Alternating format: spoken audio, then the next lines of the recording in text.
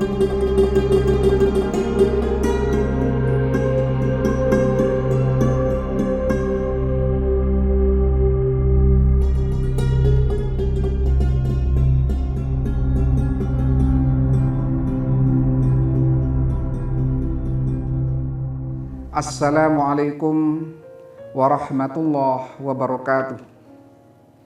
Alhamdulillah wa syukurillah, la hawla wa la quwata illa billah. Ashhadu an la ilaha illallah wahdahu la syarikalah, wa ashhadu anna Muhammadan abduhu wa rasuluh la nabiyya ba'dah.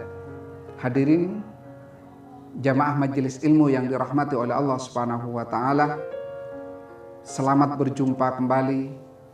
Mudah-mudahan bahasan kali ini memberikan manfaat bagi saya pribadi dan manfaat bagi kita semua. Hadirin yang dirahmati oleh Allah Subhanahu wa taala, dari Anas bin Malik, dia menceritakan suatu saat Rasulullah duduk di Masjid Nabawi di Madinah bersama para sahabat. Tapi tiba-tiba Rasulullah menyampaikan, sebentar lagi akan datang seseorang penghuni surga. Para sahabat semua heran. Siapa gerangan yang akan datang yang ditasbihkan oleh Rasulullah sebagai penghuni surga? Mereka berpikir adalah orang yang sangat terkenal, orang yang dekat Rasulullah, orang yang memang dikenal sebagai ahli ibadah. Ternyata yang datang bukan mereka. Yang datang adalah seorang laki-laki hitam dengan wajah yang masih kena air wudhu. Kemudian dia masuk ke masjid, dan ternyata orang itulah yang ditetapkan Rasulullah sebagai penghuni surga. Para sahabat semuanya bertanya dalam batinnya, apa keistimewaan orang ini? Besok harinya ketika Rasulullah mau melaksanakan sholat, Rasulullah menunggu lama. Para sahabat bertanya, kenapa ya Rasul, sholat belum dilaksanakan? Rasulullah menjawab, saya akan menunggu seseorang penghuni surga. Setiap mata tertuju ke pintu, dan ternyata orang inilah yang datang. 3 hari berikutnya, dalam peristiwa yang lain, Rasulullah menyampaikan lagi, sebentar lagi akan datang seorang penghuni surga. Hadirin yang dirahmati oleh Allah Subhanahu wa taala, yang ketiga kalinya ini pun ternyata orang laki-laki itulah yang dimaksud oleh Rasulullah sebagai sosok penghuni surga. Abdullah, putra dari Raja Mesir saat itu, putra pertama dari Raja Mesir saat itu, sangat penasaran. Ada apa dengan pemuda ini? Kemudian dia beralasan datang kepada pemuda ini, mengatakan, saya ada masalah dengan keluarga, bolehkah saya menginap di rumah Bapak? Orang ini pun tiba-tiba mengiyakan tanpa tanya ini dan itu. Sesampai di rumahnya, Abdullah dikasih hidangan oleh orang itu, hidangan apa adanya, tidak mengada-ada. Pada malam hari, sengaja Abdullah tidak tidur.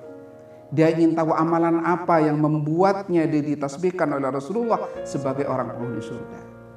Ternyata orang ini sholat malam seperti biasa, mengaji seperti biasa, sampai-sampai di dada Abdullah menyampaikan, kalau cuma ibadahnya seperti ini, banyak yang lain yang lebih baik. Banyak sahabat Rasulullah yang lebih baik ibadahnya daripada orang ini. Kemudian besok harinya dia tidak mau pulang, karena di dalam batinnya mungkin ada hal yang dirahasiakan oleh pemuda ini. Besoknya dia menginap lagi, dan Abdullah menemukan ibadah yang sama seperti sebelumnya. Kemudian dia menginap lagi pada hari ketiga. Malam harinya, pada malam ketiga itulah dia betul-betul tidak tidur, ingin tahu amalan apa yang diperbuat oleh pemuda ini, sehingga pemuda ini ditasbihkan oleh Rasulullah sebagai penghuni surga. Hadirin yang dirahmati oleh Allah Subhanahu wa taala, kembali Abdullah kecewa karena tidak menemukan amalan-amalan khusus yang membuatnya dia ditasbihkan sebagai penghuni surga. Sampai pada akhirnya Abdullah berpikir, mau tanya tidak, mau tanya tidak, mau tanya tidak. Tapi Abdullah akhirnya pulang. Tapi sebelum pulang, orang ini menarik tangan Abdullah. Apa sebenarnya yang menyebabkan Tuan menginap di sini?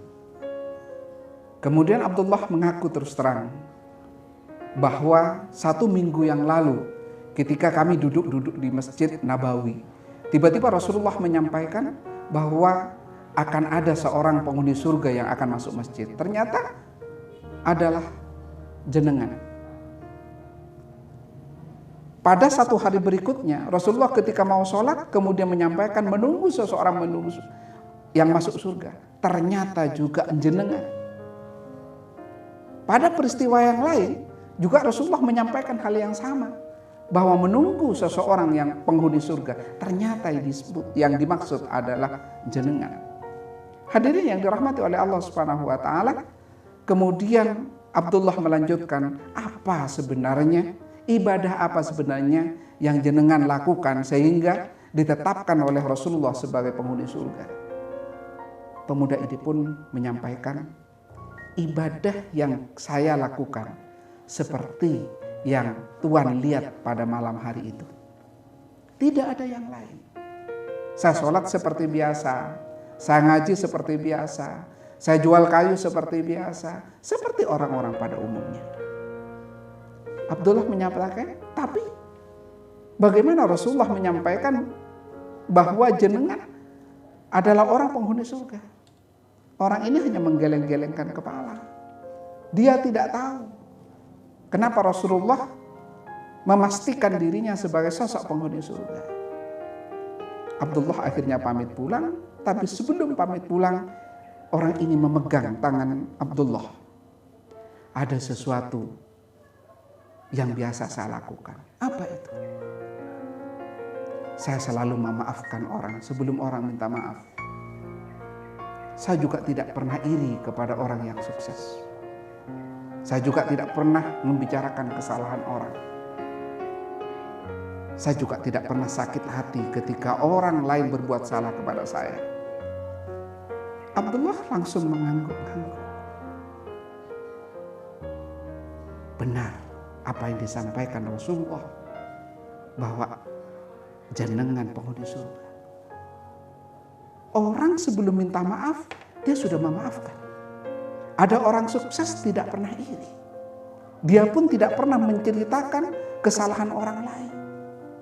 Dia pun tidak pernah sakit hati ketika orang lain itu bersalah pada dirinya. Pantas kalau dia memang pemuda penghuni surga. Hadirin yang dirahmati oleh Allah Subhanahu wa taala.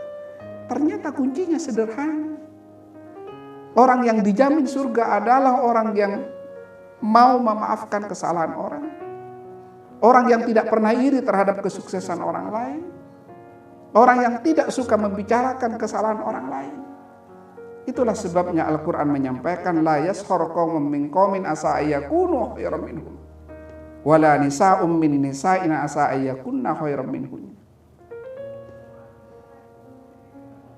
Janganlah engkau mengolok-olok orang lain atau membicarakan orang lain, barangkali orang yang kau bicarakan itu jauh lebih baik daripada yang berbicara. Wala nisa'um min nisa'in asa ayyakunna khairan minhunna. Jangan pula sekelompok wanita membicarakan kelompok wanita yang lain.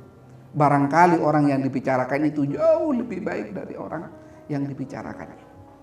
Hadirin yang dirahmati oleh Allah Subhanahu wa taala, inti dari apa yang disampaikan oleh Rasulullah adalah bagaimana memanage hati, tidak merasa lebih hebat, lebih besar, lebih suci dari orang lain, sehingga tidak keluar dari mulut kita untuk menjelek-jelekkan orang lain, sehingga mudah memaafkan orang lain walaupun orang lain belum minta maaf kepada kita.